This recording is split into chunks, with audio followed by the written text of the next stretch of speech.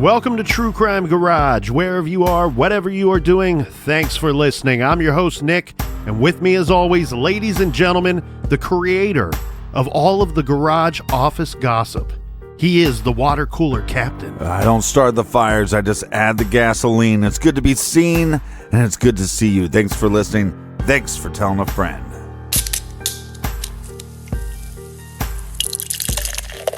This week we are drinking Intergalactic Juice Hunter by Odd 13 Brewing in Lafayette, Colorado. This is a New England-style IPA, nice and hazy, brewed with Galaxy and Amarillo hops, and an ABV of 8%. Garage grade 4 out of 5 bottle caps, and thanks to some of our dedicated friends of the garage. First up, we raise a glass to Melissa in Thornhill, Ontario, Canada. And a big We Like Your Jib to Eric in Madison, Wisconsin. Next up, we have a thank you that we want to send out to Daniel in Melbourne, Australia. He says, listening to TCG at work puts a spring in his step. And a big cheers to Joanne in Whitman, Massachusetts. Next up, we have Lauren, a Buckeye fan for life in Savannah, Georgia. And next, a big cheers to Jennifer C. in the parts that are unknown.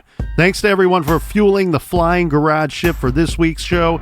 If you want to put a little beer in the gas tank for next week, go to truecrimegarage.com and click on the donate button. And this is the last week to pre-order your True Crime Garage Plumbing Company t-shirt. If you don't order this week, you's a piece of shit.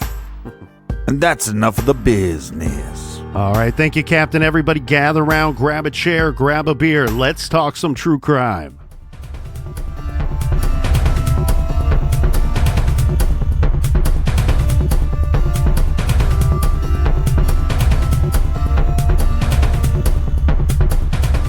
Let's get right into what we know about Daniel Nations. He was born on October 18th, 1985. His life has been plagued by violence and dysfunction. He never knew his father, who was in prison for child molestation. He was raised by his grandparents in Chesney, South Carolina, with visitation to his mother, Rebecca Smith, on weekends and holidays. In November of 2002, when he was 17 years old, Nations was staying with his mother, Rebecca, when she was murdered by her brother, James Jr. Cummings. Her body, naked but for underwear and a cast on a broken arm she suffered in a fight with her boyfriend, was dragged into the woods and covered by leaves. Rebecca's autopsy revealed that she had cocaine in her system and had been stabbed twice and had a broken jaw and nose. Nation's grandmother says she asked Nations and his wife to move off of her property years ago and hasn't spoken to him since. It's unclear where Nations was between the ages of 17 and maybe about 22 or 23, but at some point he went into the Marines. He was dismissed after about 4 years for general unhonorable, meaning his performance was satisfactory, but he failed to meet all expectations of conduct for a Marine. During his service in the military, Nations claims to have developed PTSD and severe anxiety disorder. It's possible that these mental afflictions are likely why he would end up being treated leniently by the judge in the Hatchet case. But the Hatchet case was far from his first run-in with the law. Yeah, because Nation has a pretty long criminal history. He has convictions for public indecency in North Carolina that stem from two 2007 incidents where he was masturbating in public, deliberately exposing himself to more than one victim. Pulling a Louis C.K. For these 2007 offenses, Nations served 2 years in prison and was required to register as a sex offender.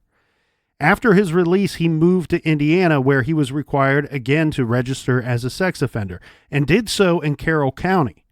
But he failed to register as a sex offender in Johnson County as required. He had no fixed address and was living under bridges and at campsites, although we don't know if that was still the case during the time frame when the Delphi murders took place. In 2015, Nations seems to have really started into a downward spiral. He was arrested in March of 2015 on marijuana charges. He was arrested in July for pleasuring himself and peeping in the stall of a woman's restroom at a gas station in Indiana. This guy's just a sicko. In November, he failed to appear in court for the indecency charge and was arrested and negotiated a 1-year suspended sentence. In December, he was arrested for domestic battery for an incident where he punched his wife, Caitlin, in the face, breaking her nose in front of their children. He served 99 days in jail for that offense.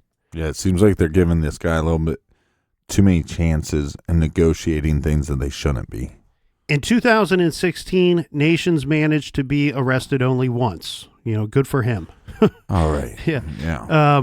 This was for possession of marijuana and drug paraphernalia. But that's just when he's caught for things. Right. Think about how many times he probably pulled out his little wanker and started pulling the pud and didn't get in trouble for it. Well, this offense included driving without a license as well. Mm-hmm. In early 2017, Nations initially checked in with law enforcement weekly as required by his sex offender status.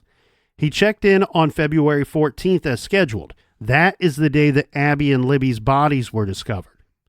He was arrested and jailed for 4 days in January of 2017. Quick question for you, and you might not know this, but was that the first time he started checking back in? No, he was actually checking in. I have his extended record if you want to peek into that for a second. Well, but the overall thing was he was checking in for a while. It wasn't just the first time he started checking back in. Well, so my records that I found were related to 2017. They start in 2017. Mm-hmm. So on January 31st, Daniel Nations checked in with law enforcement per his requirement to register as a sex offender. Then he checked in again on February 7th, February 14th, when the bodies were found. So he was required to check in weekly. Right. And as far as I can find, his weekly check-ins started on the 31st of January. That could be incorrect, but we do have regular check-ins on the weekly as scheduled. Right. Starting the last day of January in 2017. And did he have any more public games of flicky? I don't believe so, but he still had run-ins with the law. Mm-hmm. So, the really big time in question would be February 13th and February 14th. Right. When the girls are missing, when the bodies are found. We know he checked in on the 14th, and we also know that he did serve 4 days in jail in February. This for failure to appear in an earlier eviction case. Right. He was released after those 4 days, and he did continue to check in, notifying of a change of address to the Greenwood Motel in Indiana. This was on April 12th. He was arrested again on April 25th for marijuana possession and a driver's license violation, and he failed to appear in court as required in July of 2017. Now, this is because on May 12th, he checked out of the Greenwood Motel, and as he says, he went to Colorado on that day. Right, but we can't be 100% sure of that. Mm-hmm. When Abby and Libby were killed on February 13th, Daniel Nations was working for a construction company in Zionsville, Indiana, which is about an hour's drive from Delphi. During his time living in Indiana, Nations rented various apartments, and people who interacted with him had some choice words to say about him. Like what? Tell me. Well, we'll get into that. Tell me what they said. Nations, Caitlin, and their kids, were evicted by Bernice Riggs after racking up $1,000 in property damage. Another landlord, Randy Hamilton, rented Nations and his family a house in Martinsville, Hamilton, and he had this to say about Daniel Nations. Quote, "He's a damn nut. I'll tell you that. He's the weirdest person I've ever met in my life. He had a zero-tolerance temper. He chopped trees in a chair with a hatchet in a fit of anger," Hamilton said. A woman who employed Nations on her farm in Martinsville, she told CBS Denver that, quote, "He was definitely not a good guy, and he had a very bad temper. He trashed the apartment she rented him. frequently became violent, destroyed property, and even threatened one of her family members with a hatchet. And this woman goes on to say that it got so bad that she had to get police and the courts involved to have him forcibly removed by court order. Yeah, here's this lady trying to rent him out a place, trying to give him a job. He destroys the place, and then he won't even leave. Mm-hmm. Yeah. And it actually appears that even before he was arrested in Colorado, that Nations was being looked at as a potential suspect in the Delphi case. Mm-hmm. From what I could find, it looks like on July 18th of 2017, the Indiana State Police began investigating Nations because he failed to check in since April of that year. And he departed from his known address, the motel. Of course, we now know that they would find him in Colorado, this being in September of 2017, pursuant to the tip about his similarity to the Delphi suspect sketch. At the time of Tim Watkins' murder, Nations and his wife, Caitlin, and their 2 little kids were living out of their car and at campsites throughout Colorado. Nations' brother, Edward Lyles, had been assaulted and murdered in Colorado Springs in early 2017. He was kicked in the head by steel-toe boots. Edward's murderer, Matthew Stroker, was sentenced on the same day that Tim Watkins was killed. And this murderer's lenient sentence of only 16 years, some have speculated, could have caused Nations to go off the deep end and lash out at the first person that he saw or that happened by. Yeah. When Nations was arrested in Colorado, there is an interesting side note. Right before he was arrested, he and Caitlin pawned an unknown item at a local pawn shop. Now, presumably, it was something not linkable to Tim Watkins, or police would have noted that. Right. If the pawn shop was honest. Mm-hmm. Oh, this is where I had his some of his description, Daniel Nation's physical description. It's worth noting that the arrest affidavit listed Nations as being 170 pounds with brown eyes and hair, and his residence was listed as transient. Mm-hmm. So I didn't peg him, just from seeing the mugshot, I didn't peg him for 170 pounds. But still, probably not as big as what the bridge guy looks like. Yeah, well, shit weighs a little more. His wife Caitlin told Colorado investigators at the time that she, not Nations, was the owner of the .22 rifle, that she purchased it. She says for protection after their car was broken into. And Caitlin had her own problems as well and was wanted in the Carolinas on a failure to appear in court. For what, I don't know. Right, but just because she has ownership of the gun or claims to have ownership of the gun, Nations has access to the gun. Yes, and that's what's so tricky about this. And then you have the added fact of the lenient sentence for his brother's murderer. Right. All right, so we have a guy. That's your motive. If you break this down in its simplest form, we have a guy that is described by everyone. Before he even gets to Colorado, he's described by people in Indiana as a strange dude that has a horrible, violent temper. Well, yeah, they call him nuts. Yeah. And that's not just because he goes around showing everybody his nuts. It's not some clever nickname. So we have this guy that has a known violent temper. Then on top of that, we know that he has access to a gun, to a firearm. On the same day that Watkins went missing, his brother gets this lenient sentence his brother's murderer gets a lenient sentence. Yeah, so it's almost like justice is not done. My brother was killed. Justice should be done. Oh, you're not going to do justice? Well, I'm going to go kill somebody, and let's see how you like that. Mm-hmm. Yeah, I mean, we're discussing a guy that doesn't reason well with anything. No. To the point of waving a hatchet at people. Yeah. Do we have a situation where he's out in the middle of nowhere and comes across this biker, Tim Watkins, all by himself and decides to take out all of his anger and frustrations on just some random stranger? Yeah, because we know that Tim would confront somebody if he thought somebody was doing something wrong. Mm-hmm. And so was Nations doing something?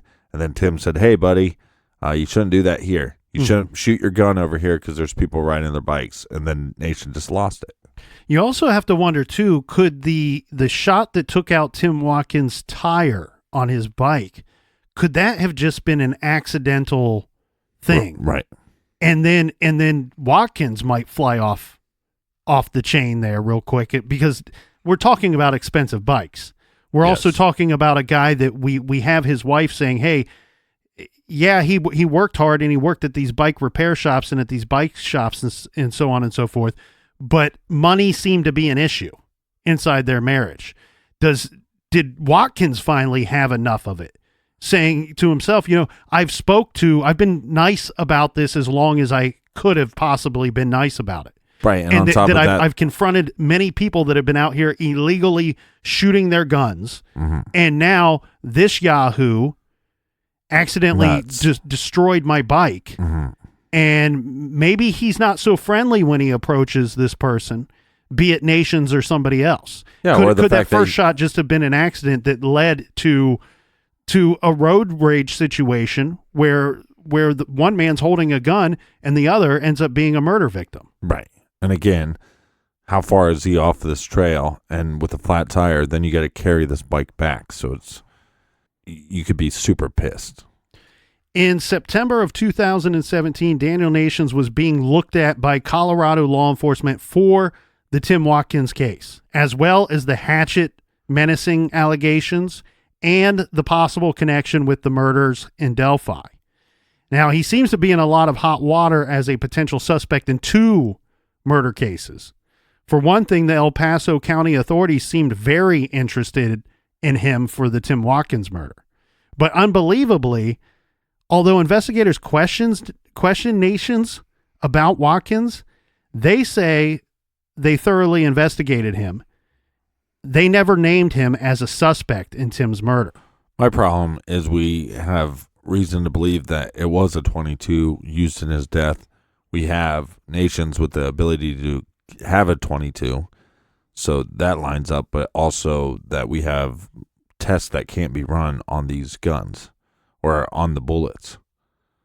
The only thing that's going to seem to really stick here is the hatchet charges, where, and Nations denied threatening anyone with a hatchet. He told authorities that he was just yelling at people and shaking his fist. Sure. But the hatchet found in his car and the multiple witness reports, we have multiple witnesses reporting the same thing, seem to clearly be enough to bring the charges against this guy. Well, he's a lifelong criminal. I mean, you can't believe what he says. 3 months after his arrest, prosecutors cut a deal with Nations that allowed him to plead guilty to 1 felony menacing charge and the weapons possession charge.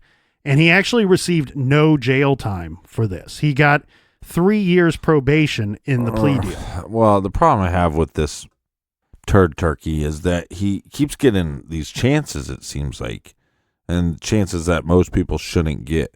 Mm-hmm. And I just wonder if there, like you said, is there something with the military PTSD or anything where is there something in the file that they're being so lenient? Because, I mean, being out in the woods and threatening people with a hatchet should be taken serious. Well, I'm certain that it probably was. I wonder if we have a situation where there's extenuating circumstances here.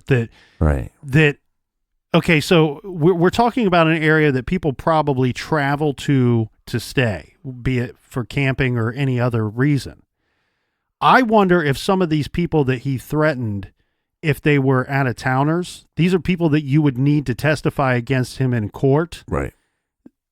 I mean, who knows what their level is personally? Are they willing to travel out of town, take a day off of work to testify against this guy? Meanwhile, they might have the prosecutor telling them there's not going to be a court date because he's going to plead guilty. And therefore, I think that we have this plea deal that's worked out. It was probably fairly lenient coming from the prosecutor's end, but again, it could be some of his background may have led to it being what is ultimately, I don't see how anybody can look at it other than a lenient sentence. Yeah, it's almost like he's getting these free passes out of jail. Here you go. Detectives told Tim Watkins' family that they had no evidence to link Nations to the murder scene. Ballistic tests were inconclusive because the bullet inside Watkins was too deformed to match to a possible murder weapon. And according to local media, DNA tests were also inconclusive, though it's unclear whether Nations submitted DNA or what DNA might have been found, if any. In any event, Nations was released from jail in Colorado in January of 2018 with just probation. He remains among multiple, that's air quotes, multiple people of interest in the case, said Kurt Smith, an El Paso sheriff's detective. He says, quote, "It would be nice if he gave a truthful statement to police." And he continued saying that's about the best thing he could do for himself, to exclude himself from the Tim Watkins murder case. Yeah, but Indiana's not going to be done with him, and they're going to extradite him from Colorado. Yeah, that's because he's facing charges in 3 counties for, among other offenses, failure to register as a sex offender and possession of marijuana. Now, for this, he pled guilty and served some time in multiple jails. In early July, he returned to Colorado Springs, to that area, to try to regain custody of his children, who were taken by Children's Services and were now the subject of a custody dispute between Daniel Nations and his wife, Caitlin, who had divorced him. Nations gave a lengthy, sorrowful interview to Colorado Springs Gazette in August, in which he called the Watkins allegations preposterous and said, quote, "I'm not what they made me out to be," end quote. He told the paper that he wants to clear his name, that he is a victim of all the rumor and speculation about Delphi and the Mount Herman incidents. Nations admitted only to illegally possessing a firearm and for failing to register as a sex offender in Colorado. He said he took the plea deal in the hatchet case just to avoid jail time and that he did not threaten anyone with a hatchet. And Nations said he has too much self-respect as a former Marine to dress sloppily, carry extra weight, and have longer hair like the Delphi composite sketch suspect. He also said he has an alibi. He was at his wife's ultrasound on the day of the Delphi murders, and that he gave his DNA to the Indiana State Police. Now, it is worth noting that Caitlin did apparently have an ultrasound appointment that day, but she says she thinks Nations was with her, but cannot be certain. Yeah. Nations also told the newspaper that his children are his life and that any run-ins with people in the Colorado woods he may have had were because he was trying to protect his kids. Mountain bikers were zooming by too close to their tent, so he placed logs on the path and had a confrontation with one rider while he happened to be holding a hatchet. The episode on the road, he said, was when another car almost ran them off the road, endangering his family. He admits to having anger issues driven by his PTSD, but says that he would never attack anyone. But we know he attacked his wife, Caitlin, who has said that she is afraid of him. She said publicly she is afraid of him.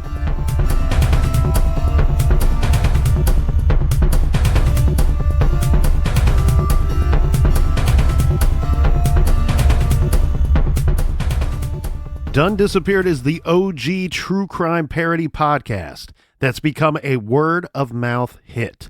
First and foremost, a parody of the hit podcast Up and Vanished. Done Disappeared also features spoofs on every podcast you can think of and their host, like My Favorite Murder, Sword and Scale, Armchair Expert, Nancy Grace, and many, many more, as well as brutally satirical ads for real products like Blue Apron, Simply Safe, and ZipRecruiter. Host John David Booter is not a podcaster. He's a acclaimed filmmaker who has never made a film. Done Disappeared is soon to become a TV show, a major motion picture, a board game, a children's book, a VR experience, and an oil painting. Seasons 1 and 2 are available everywhere you get podcasts. New episodes of Season 3 drop every Sunday and a day early on Himalaya. Yeah, what I love about Done Disappeared is that you can pop on an episode. Some of them are very short, like 10 minutes or so, and they'll just put a smile on your face. But the story, the plot line, is intriguing as well. Download the app or visit Himalaya.com and follow Done Disappeared. You won't be disappointed. Headspace is your guide to health and happiness. It'll teach you the life-changing skills of meditation and mindfulness in just a few minutes a day. In fact, just 10 days of Headspace has proven to reduce stress by 14% and increase happiness by 5%. Not to mention 4 weeks of Headspace improve focus by 14%. Headspace has hundreds of meditation sessions on everything from stress to sleep. Guided exercises help you add a touch of mindfulness to daily activities like cooking, commuting, cleaning, eating, and more. While SOS exercises, they're there for you during any meltdown moments or if you need a mini meditation on a busy day. I always wanted to focus on meditation and mindfulness, tried other programs, they didn't work. Check out Headspace today. Start your journey towards a healthier, happier life by subscribing to Headspace. Sign up now at headspace.com/garage to get a free month trial. Sign up online at headspace.com/garage for a free month trial and start meditating today.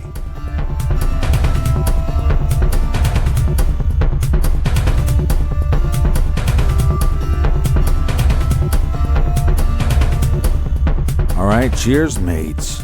Cheers to you, Captain. I'm cheersing the glass right now. We have glass between us now in the studio, so I can't cheers you directly. I'm just cheersing the glass that now separates us. Well, for all of our old episodes where there wasn't glass between us, go to the Stitcher app, download it. It's free, and check out our bonus weekly show called Off the Record on Stitcher Premium. Yes. We are like Howard Stern and Robin Quivers. They've had to separate us. All right, so where we left off was they basically said, we don't think Nations was involved as far as Tim's death. Or at least they can't connect him to the crime scene. Right. And so we're taking him back to Indiana because there's a possibility he's involved with the Delphi murders. Mm-hmm. But he'll eventually move back to Colorado, or at least go there to attempt to gain custody of his children. What we do have is some statements from police regarding, could Daniel Nations have been involved in the deaths of Abby and Libby? And this comes from October 3rd in 2017, when the Indiana State Police stated that they could not specifically include or exclude Daniel Nations as a suspect in the Delphi homicides. Right. But on the anniversary of Liberty Germain and Abigail Williams' death, this is in February of 2018, the state police superintendent Carter announced Nations was, quote, not a person that we care a whole lot about at this point in time, end quote. They went on to say that until the perpetrator is caught, Nations will technically remain a person of interest in the case. But Carter said that they've talked to many persons of interest and identified these persons of interest have been identified in 30,000 tips. Right. And he stated that we feel confident that there was no involvement. For those of you who believe that Nations' resemblance to the sketch is uncanny, that can be hard to swallow. And I know that he remained and probably will remain a suspect in that case as far as, the internet sleuths go in that population. Right. Here's the thing, though, that's tricky about the Delphi case and about Daniel Nations as being a possible suspect.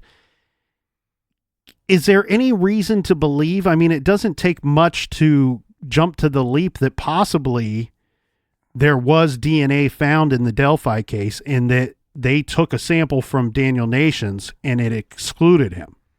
Yeah, that's the speculation. Right. I mean, we don't know for certain if there was DNA that was found in that case, but if there was, I mean, for them to say that what was the quote? He's not someone we really care a whole lot about at this point in time regarding their investigation. I'm guessing they don't, because if they did and they tested him and he didn't match, then they would say, we cleared this individual and it's time to move forward. Mm-hmm.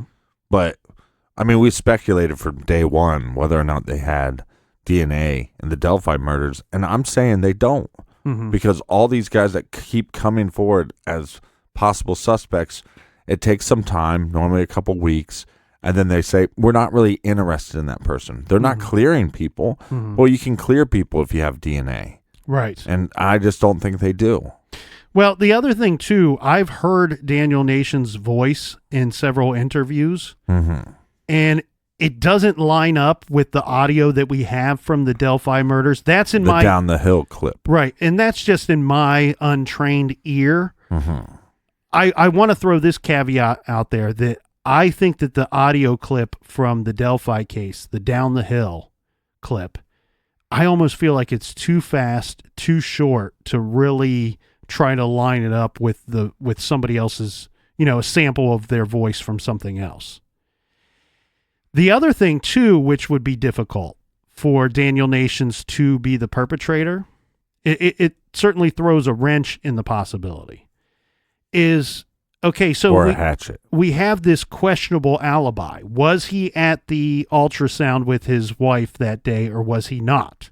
Right, she's afraid of him, too, so is she making this stuff up?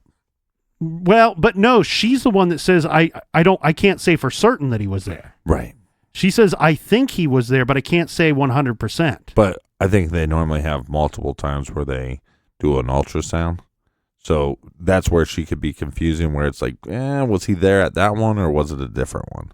The thing that's not in question is she did have one scheduled for that day. That seems to be, that's been combed over, and looked through already. That did happen. There was one scheduled for that day. So where I'm going with this is, let's say if he was there, then that excludes him. He has a legitimate alibi. He couldn't have been the bridge guy. Yeah, but if he wasn't there with her, the thing that throws a wrench into that investigation as him being a suspect, Daniel Nations and his wife Caitlin, they shared a vehicle, and he lived quite a ways away from Delphi. If she was at the ultrasound with their vehicle and he was not, he may still not have had the ability to transport himself to the Delphi area. Yeah, how did he get there? Right. Yeah. So, yeah, that becomes a big question. And I know that Daniel Nations, his whole thing kind of hijacks this storytelling of Tim Watkins' case. Yeah. And it really does. It really overshadowed Tim Watkins' case. And of course the Delphi case was national news. Yeah, but I think it's irresponsible in the Tim Watkins case to even rule Daniel Nations out. Well, I don't think you can, and I don't know that. I don't think their statement. I mean, we're not talking about an area that has a ton of crime, and yes, there's people shooting guns a lot, so there's multiple possibilities of an accidental shooting that is then taken to the next level. But we have a crazy guy. That's what people call him. That's what people that knew him call him, a nut. He's in that area, and he is threatening people with a violent weapon. And on top of that, he has access to a gun that can end somebody's life within a couple bullets. And he's the number one suspect in the Tim Watkins case, as far as I'm concerned. And if law enforcement doesn't have leads and they have nothing to go on, go back around again with Daniel Nations and see if you can come up with something. Right. And I don't think that they've cleared him, because their statement is just simply, we cannot connect him to the crime scene. We have nothing linking him to the crime scene. Well, which doesn't mean they're like, nope, this isn't our guy. Right. They're still leaving that door open. Right. And there could be some avenue that they're going down and trying to connect him to that they're just not making public. Now, Tim Watkins' murder case it's still considered an open case. I don't I don't know that it's been technically ruled a cold case at this point. And I know nowadays that's not really a phrase that investigators like to throw around. And I think Cold case. Right. And I think it would be irresponsible to do so. And here's what we do know, though, that more than 250 leads came into the El Paso County Sheriff's Office following the shooting, including the most recent substantive. There was some hope for this case in March of 2018. There was they publicly stated that there was a lead that came in that they were very interested in. My guess is that it didn't go anywhere because, I mean, here we are a year later and that doesn't seem to have materialized into anything. Yeah, the term cold case, that's probably more for Hollywood and that kind of thing. But, yeah, it doesn't seem like they have much to go off of, and especially when you can't test the bullets. I mean, that's a big piece of evidence. And you take somebody like Nations, or you take anybody, that caliber of brain, let's say, that would possibly be able to go from an accidental shooting to homicide. You're talking about his body's 50 yards. Tim Watkins' body was 50 yards, roughly, from his bicycle. And they didn't find him. And they were searching for him. Right. So, hopefully, one day, somebody's hiking or riding their bike and they stumble upon a gun. And maybe that will be the big break. Because with all this, let's just say Daniel Nations had another gun that he could have easily disposed of this gun. And if somebody was of the right mind, well, I can't say that because they would be a murderer, but if they're trying to actually cover up the fact that they murdered somebody, again, it's vastness where you could bury a gun and nobody's going to find it. Well, we still have the lawsuit to get through. This was the one that was brought forward by the Gazette, by the newspaper. Yeah. Because there's some interesting stuff that is brought to light due to that lawsuit. So on July 20th, this is of 2018 of last year, in the course of testimony during the lawsuit initiated by the Gazette, remember, they're seeking the release of Tim Watkins' autopsy reports. The newspaper was looking for information as to the number of shots, the bullet trajectory and distance, and any wounds to the body. A prosecutor and top investigator on the case both testified during this lawsuit. And during their testimony, they said that unless new clues surface, an arrest is unlikely. While authorities hope that someone comes forward with new information, the hunt for Watkins' killer or killers has otherwise potentially turned into a cold case. This is what we talked about last week, Captain, when you and I first started talking about Tim Watkins' case. And we actually have had his case on the books for, a handful of weeks, if not a couple of months. Yeah. And so we both kind of briefly looked into this as we were leading up to this week. But last week was the first time that you and I spoke about it in our interesting weekly meetings that we have. Yeah, where I become a psychopath and pick up the phone and give you a call. And like they used to do in the 80s. I feel like we have a couple of scenarios here that are possible. And so a lot of times, look, I like to look at things like this. You look. When you go to a crime scene, let's say, you have items that you could find that could lead to evidence. But in some sense, if you have nothing there, that too is evidence. So what I like to do is when we look at these cases, not just look at the case itself, but look at the investigation to try to get some insight into what maybe law enforcement who have the details of the cases, that know the specifics about the cases, what what are they working? What angles are they working to try to, for us on the outside looking in, to figure out what is likely has happened here? Mm-hmm. And I really feel like the holding back of the autopsy, it kind of, and this is going to be a bit of a Debbie Downer moment, I think, for the investigation. But again, this is just my speculation.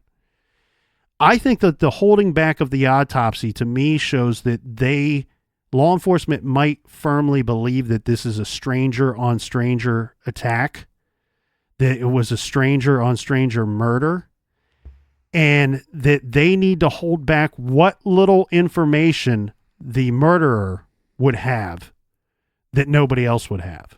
Right. So and try to get a confession. Right. If they happen to come across the right person, the actual perpetrator, and they get into a situation where they're questioning them, to get information that only he or she or they could deliver. And why I say that this is probably a Debbie Downer moment I believe, for the investigation, is that these stranger on stranger attacks are so difficult to solve. Yeah. These cases are incredible. I mean, a regular murder case can be quite difficult on its own, but then you factor in that the two have no connection to one another. The victim and the perpetrator have no connection to one another other than they happen to be in the same place at the same time when the murder occurred. And if they can't get any ballistics from any of the gunshots, now you can't even link your victim to a possible murder weapon. So, unfortunately, I feel like unless they end up talking to the right person, or like they say, unless new clues come to the surface, unless the public comes forward and says something, then this case might go cold. The other thing, though, here, and now I'm going to put in a little criticism. If, in fact, they do know what kind of caliber of gun was used, I think that law enforcement should release that information. And I say that because that might be the only thing that you can connect your perpetrator to this crime. Because if you're asking the public for help, maybe somebody can remember. Look, this likely happened when most people would have been at work. It was during the daytime, during the week. So is there a wife out there somewhere, or a relative or a friend out there somewhere that knows, you know what? I remember talking to so-and-so. They told me they were going out to this area and to sport shoot that day. Yeah.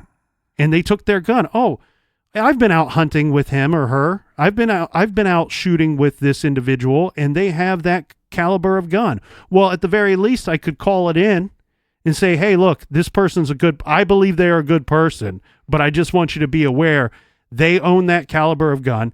They told me they were sport shooting in that area around that time.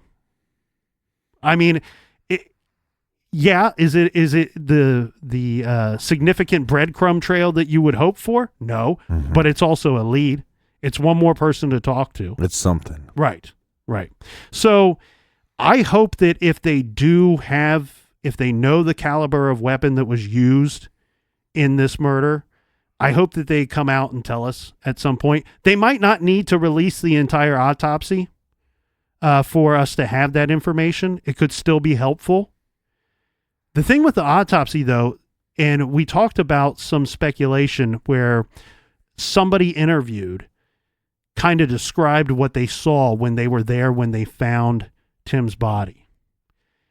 And I think what we're probably, another thing that kind of suggests to me that this might be stranger on stranger. We talked about the scenario of Watkins possibly approaching this individual. Right. Well, the person in the interview said that there was possibly a gunshot wound to the hand. That to me almost seems like, I mean, can you kind of picture that in your head, Captain, where maybe the first shot is an accidental shot that hits the front or hits the tire of Tim's bike. Uh-huh. Tim gets off the bike and decides to approach the person, and then they raise their gun. And as a natural reaction, you're going to do a couple things. You're going to hit the deck, you're going to run, or you're going to put your hand up. And I wonder if he confronted the person or saw that. That to me kind of points to the suggestion that he was looking and facing the person as they raised the gun to him. Yeah, it's sad overall though, because Tim seemed like such a great guy and seemed like somebody, like you said, in his 60s, but somebody that you'd love to hang out with, have a beer with. Yeah. Well, and those type of people that are very passionate about something, they can be They can be inspirational when you meet them and when you speak with them. That's one of the reasons why we love going to CrimeCon. Right. It's not so much that you could have a beer with Tim and you'd be like, man, I'm getting right into mountain biking tomorrow. Mm-hmm. It's more so that you see somebody that's so involved in something that they love and care about that it could simply inspire you to dive further into something that you love and care about, something that interests you. Mm-hmm. Now, one thing we didn't go into much detail of, but I think we should discuss it here, Captain, is the other cyclist that was shot in Colorado. There was no connection, or at least there's never been an announced connection to Tim's case, to the other case of a cyclist shooting in Colorado. Yeah, correct. So the details of that case are this. In May of 2015, John Jacoby was murdered while biking on a rural road in Windsor, Colorado, near Fort Collins.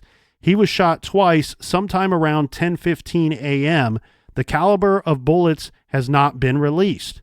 Jacoby was known throughout town as a friendly grocery store clerk, right, and parks system worker, and he rode his bike everywhere. There was seemingly no motive or reason for the Jacoby murder. Police have forensically linked this case to an April 2015 shooting of Corey Romero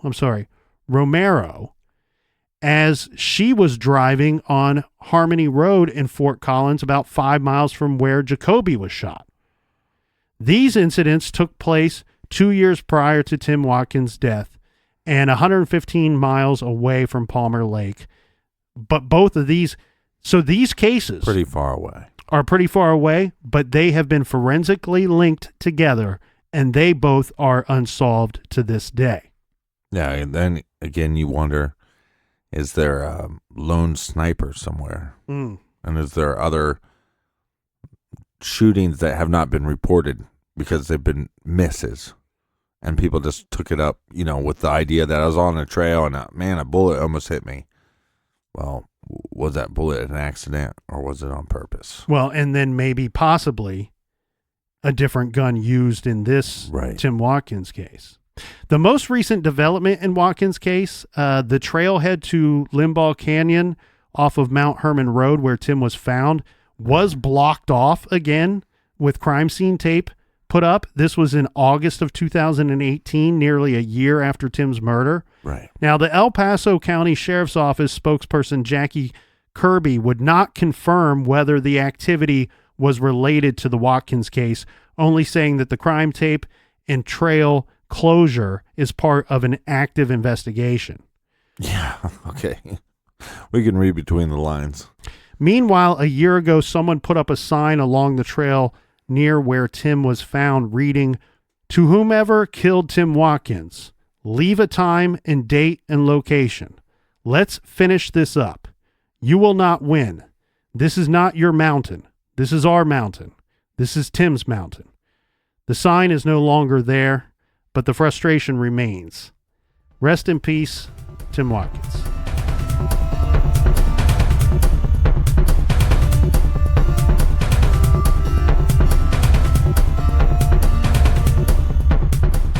Well, Colonel, do we have any recommended reading? Why, Captain, yes, sir, we do. This week we are recommending Shallow Graves, The Hunt for the New Bedford Highway Serial Killer. This was actually a gift, this book that I'm holding right here. Mm-hmm. Somebody sent me this for Christmas, and I failed to bring along with me their name, but you know who you are. You know who you are. That's right. I'm talking to you and thanking you. But Right. Thank you, whoever you are. not only want to thank them for this wonderful gift, but I just completed the book, and it's very good. So check out Shallow Graves, The Hunt for the New Bedford Highway Serial Killer. This is a case that I think sending this book was hopeful inspiration that we would one day cover this case. Right. And it's about 9 women aged 19 to 36 who were strangled and left along the highways circling New Bedford, Massachusetts back in 1988. Shallow Graves, check it out. You can go to truecrimegarage.com, click on the recommended page, and we will have that listed there for you. And for everything True Crime Garage, check out truecrimegarage.com. And until next week, You better be good, be kind, and don't litter.